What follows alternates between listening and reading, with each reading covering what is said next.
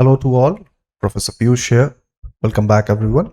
So today we will be covering an interesting tool in Rhino, which is the trim tool. We'll be deep diving and using different examples to test in various conditions, various model conditions, various situation during the modeling where we can use trim and how to use and which methods or which tricks are suitable for which conditions. So to find the trim tool, you can straight away go to your standard tab, and in that the main sidebar you will see an icon looking like cutting icon which says trim and untrim. So we'll cover untrim in some other video, but today we will only discuss about the trim tool. You can use your left mouse button to activate the trim, or you can just directly type trim in the command line as we have done for other tools as well, and click to activate. You will see it will ask to select the cutting objects, and these are certain other options which we will cover with different examples in this video. But first, let's do the default trimming. So what does trim command actually do? It cuts and deletes selected portions of an object at the intersection with each other or with another object. So with the help of this example, I will show you how easily we can trim anything in Rhino. I have deliberately taken this irregular form and sphere so that we can test critical conditions in the model instead of linear trimming. So if you see in the command line, when you are in the trim command, it is asking for selecting the cutting objects. So cutting objects here means the profile or the plane which you want to use to cut or trim the objects, right?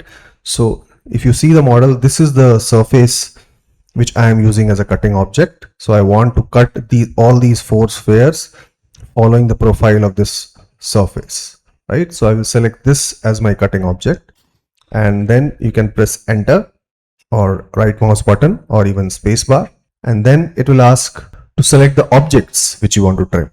So you can either select everything at once. Let's see how it works. If I select everything at once, yes, it will delete or trim. Actually, it got deleted. Wait. Okay, we will go one by one. Now you see the spheres are cut in the same profile using the surface which was acting as a cutting object, right? And if I press escape key to get out of the command and select my surface and use my middle mouse click to bring the pop-up and hide the object, right? We'll delete this. You will see the cutting of the sphere is in the similar profile as of the surface, but the problem is I'm not getting the surface in the same also, like it is coming as an hollow. So either I can use some other surface tool to create the surface over it, or what if you want to keep the surface also, but the trimmed sphere also you want. So you want both of them. So how do we do that? So I will go back to the default condition of the model, and this time again I will bring my trim command. This time I will select these spheres as my cutting object, and then right mouse button, and then I will trim the surfaces. So what I did, I used spheres as my cutting object and I trimmed the surface of the same profile, right? So what happened is, you see I have got the surface here inside. So now what I will do is I will use those four surfaces and trim the top portion of the sphere. Let's see how we can do that. So again I will bring the trim command, and this time I will select all the four spheres as my cutting objects, and then right mouse click, and then I will remove the top of the spheres. So now what happened is the surface which I got trimmed earlier is intact in the similar profile, and using the same profile, same trim surface, I have trimmed the sphere as well. So this is how using different tricks based on your requirements, you can modify the trimming in Rhino. Next method or next option in trim, we will explore using 2D lines. So if you remember, when we had trim command activated, there was an option which was telling extend cutting lines. This must be by default set no for you. So what does this extend cutting lines do? So it basically creates an imaginary extension of the line which you are using as a cutting line, and you don't have to extend that line or make it intersect with the objects which you want to trim. For example, in this case, you don't want to extend this line to intersect with this curve so that you can trim it from that position. Let me show you how it works. So I will make sure the extend cutting lines is yes, then only it will work. And you can straight away select the cutting object. So this line is my cutting object, and then right mouse button, and then you can select the curve, and you will see automatically this will create an imaginary line and will cut that curve from that position. So it will not change any directions or anything. It will take the last direction and it will follow it in the similar manner till it intersects the cutting, the objects which you want to trim, right? So I have another example. I've taken one curve line here. So let's see, I will bring my trim command again, and this time select this as my cutting object, right mouse button, and now I select my curve. So you see, when I took this profile or different curve, it's not working. So it usually works with a linear line. So what happens if I use this angular kind of a line and see how will it work or not? So I'll follow the same steps. I will bring the trim command.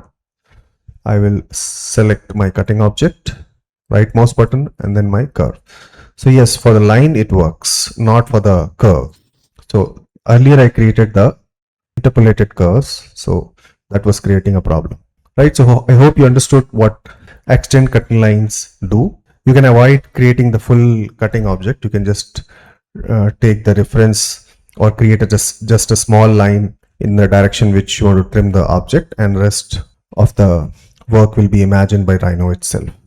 Now we will test another options available in the trim command or trim tool in Rhino. So using this example, so I've created interpolated curves in a 3D environment of different shapes and sizes, and this is the line which I'm going to use as a cutting object to cut them. And if you see, this line is not even touching this, and it is placed at weird position. Even if I move this line a little bit further so that it doesn't come in the same plane as this curve to make it more critical. So now let's see, can we trim it in the 3D surface? So I will use trim command again, and make sure your extended cutting lines and apparent intersections is set to no, which comes as a default, and then we will test can we do that in the perspective or not. So I'll select my cutting object, right mouse button, and we'll try trimming these curves. Nothing is happening, right? So now let's change the extend cutting lines to yes and see if it works or not. Now I will try trimming again. Still nothing is happening. Then let's change the apparent intersection to yes and then try. You will see this is working, and it is extending the line but cutting only this curve. It is not cutting this curve because this is the closest one. But I want this line to cut all these remaining curves also in the same profile as it has cutted this curve. So I will go back to the default, and then I will go to the parallel perspective views. So this can work better in the parallel perspective views. So I will go to the front view, and here I will again bring my trim command and keep extend cutting lines as yes and apparent intersections also as yes. Select my cutting object and then right mouse button, and then start selecting my objects to trim. Now you will see in this parallel projection, what's happening actually is this cutting curve is actually getting projected on all these objects which I want to trim. And also, as my extend cutting lines is set to yes, so it's automatically creating an imaginary line and projecting over it. So here it doesn't matter if this curve is not intersecting with all these interpolated curves or the objects which I am trimming in the 3D environment. If they are not intersecting, it doesn't matter. When I go to the parallel projection, it automatically, because apparent intersections is set to yes, it will automatically project this curve and extend line as well. right? So this only, please make a note of this. This thing only works with curves, right? Lines and curves. It has nothing to do with the surfaces. I will show you that as well, how it is different if we use a curve only or a line only to trim the surface. So I hope you understood this. So as I was telling, the apparent intersections and extend cutting lines works with curves. It has nothing to do with the surfaces. So let us test that theory. So I will bring the trim command again, and this time I will keep the extend cutting lines as no and even apparent intersections also as no. And now let's see if we are able to trim using this curve. Earlier we used the whole surface, and that surface was intersecting with every sphere in a different positions, but here I am just using this curve profile which I created using the front view, and we'll see if I can get the same trimming profile on these spheres as well. So I will select it as a cutting object and then right mouse button and then start trimming my spheres. You can see even in perspective, I don't have to, even on my apparent intersections or extend cutting lines, it is automatically taking and projecting this curve on these spheres by default. And even I don't have to go to the front view to do that. It is automatically taking the curve profile and projecting it and using creating an imaginary cutting plane, if you can understand in that language. So this curve is automatically creating an imaginary cutting plane or a surface and giving me spheres like this. Okay, so I've created another curve which is, let's say, from the top view. Let's see what we will get from this. So again I will bring my trim command, keep both these as no, select cutting object. Even if you keep them as yes, it won't affect much. It won't have any effect till we are dealing with the surfaces. If you are dealing with curves as we did in the previous case, then only you need to modify these options, right? So I'll select the cutting object, then right mouse button and then trim my spheres, and you will see it will take the same profile. If I show you from the top view, it is cutting in the same profile as this curves, right? So you can either do it from the top view or the perspective, it doesn't matter. It will give you the same result. So I hope you understood what's the difference between apparent intersections when you have to work with curve, and how it is different when it comes to surfaces. There is another last option in the trim command. Let me bring my trim tool. You will see there is an option called line. So what this line actually doing here? So this can be used if you don't want to create any line or a curve inside Rhino, and you just want to give an imaginary line, and once you are done trimming, that line will automatically go. It will act like a reference line, right? So I will select this line and it will ask me to start for a cutting line. So I will take the top view to do that, and I will make my line, and this line won't work like a line tool in Rhino, right? You have to give one start point and one end point. That's it. You can't create lines like chains with different points, and continuous lines you can't create. You just have to give a start point and the end point. And you won't be able to create curves also, just like we created in the earlier case, like interpolated curves or different shapes or different profiles. You can have a straight linear line. That's it. So I will start from this point and end here, so that this line passes from these two spheres, and you will see automatically this line will become white. So this is an indication that this is a reference line, and you will see the command line. It is now asking you to select objects to trim. You can straight away start selecting objects which you want to trim.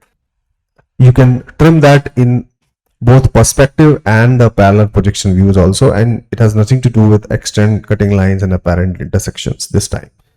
So I will trim here in the top view.